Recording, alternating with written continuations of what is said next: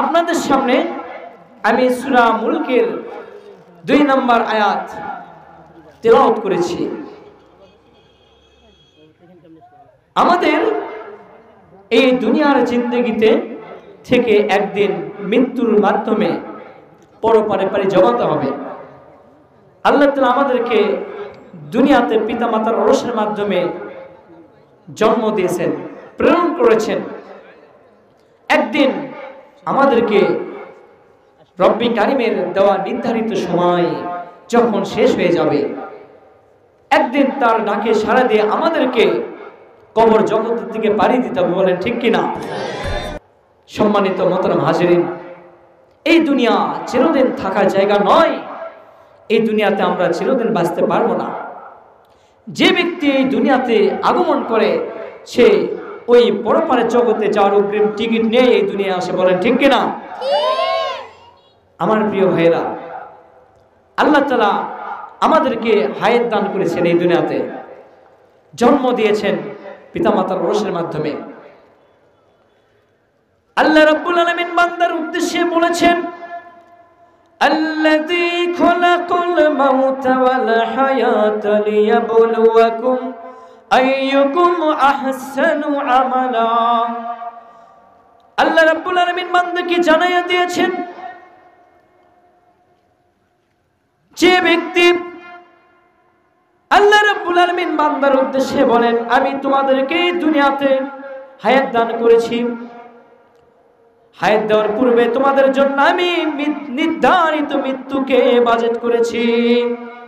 আল্লাহ পাক আমাদের জন্য আগে মৃত্যুকে সৃষ্টি করেছেন, এরপরে দুনিয়াতে আমাদেরকে প্রেরণ করেছেন, কিছু সময় দান করেছেন, যাতে এই সময়টুকু আমরা রব্বি কারিমের দেওয়া কুরআনুল কারীম অনুযায়ী জীবনটা পরিচালনা করে আখিরাতের জিন্দেগিতে আমরা সফলকাম হিসেবে দুনিয়ার জীবন ত্যাগ করে আখিরাতের চূড়ান্ত সফলকাম হতে পারি।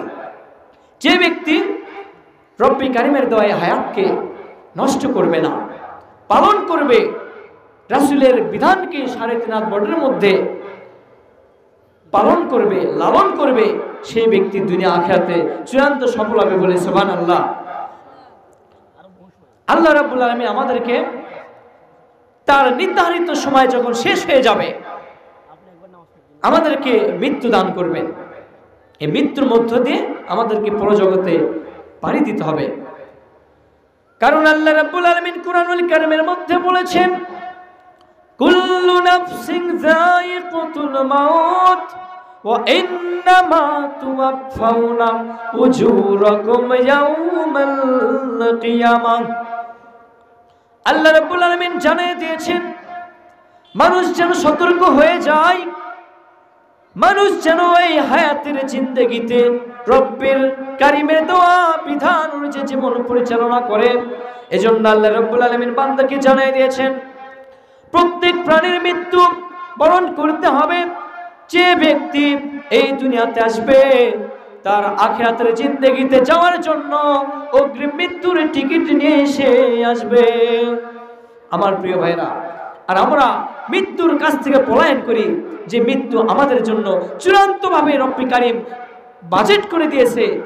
আপনার আমার নিঃশ্বাস যখন শেষ হয়ে যাবে, একটা লোকমা খানা যখন আপনার আমার নাম থেকে মুছে দেওয়া হবে, একটা নিঃশ্বাস যখন আপনার হায়াত থেকে শেষ হয়ে যাবে, বাকি থাকবে তার আগ মুহূর্তে আপনাকে আমাকে সে আজরাইল নিয়ে যাবে। সে রব্বি কারীমের ডাকে পাড়ি দিয়ে আমাদেরকে দুনিয়া ছেড়ে চিরদিনের জন্য পাড়ি দিতে হবে। আমার প্রিয় ভাইরা, আল্লাহ তাআলা আরো বলেছেন, শুধু তাই নয়, এই দুনিয়াতে থেকে মৃত্যুবরণ করার মাধ্যমে তোমাদের জিন্দেগি শেষ হবে না। ওয়া ইন্নামা তুওয়াফাউনা উজুরাকুম ইয়াওমাল কিয়ামাহ। আল্লাহ রাব্বুল আলামিন বলেছেন, আর কঠিন কিয়ামত যেদিন কায়েম হয়ে যাবে, আল্লাহ তাআলা যেদিন হাসরের ময়দান কায়েম করে দেবেন, বান্দার যেদিন বিচারের ব্যবস্থা করা হবে, সেই দিন পুঙ্খানুপুঙ্খভাবে হিসাব দেওয়া হবে। ওয়া ইন্নামা তুওয়াফাউনা উজুরাকুম ইয়াওমাল কিয়ামাহ। সেদিন তার হিসাব থেকে কেউ বাঁচতে পারবে না। এজন্য আমাদের এই হায়াতের পুঁজিকে সঠিকভাবে মানতে হবে। যদি আমরা মানতে পারি আমরা সফল হয়ে যাব, আর যদি মানতে না পারি দুনিয়ার জীবন আপনার আমার বরবাদ হয়ে যাবে। জাহান্নাম থেকে, কবরের আযাব থেকে আপনাকে আমাকে বাঁচানোর কেউ থাকবে না। এজন্য আপনাদের কাছে আমি করজোড়ে অনুরোধ করি, ভাই হায়াতটা শেষ হয়ে যাচ্ছে, এই হায়াতের বাজেট যেদিন শেষ হবে সেদিন আর কোনো রাস্তা থাকবে না। এই দুনিয়াতে এসে আমরা হাজারো রকমের দুনিয়ার রং তামাশায় পড়ে গুনাহের মধ্যে নিজেকে হাবুডুবু খাওয়াইতেছি। এই গুনাহ করার জন্য কি আমরা দুনিয়াতে আসছি? মুরব্বী বলেন, আমরা কি গুনাহ করার জন্য আসছি? গুনাহ করার জন্য আসি নাই, আমরা এসেছি রব্বি কারীমকে সন্তুষ্ট করার জন্য। সম্মানিত মোহতারাম হাজিরিন, আল্লাহ তাআলা বলেছেন তোমরা মৃত্যুর হাত থেকে বাঁচতে পারবে না।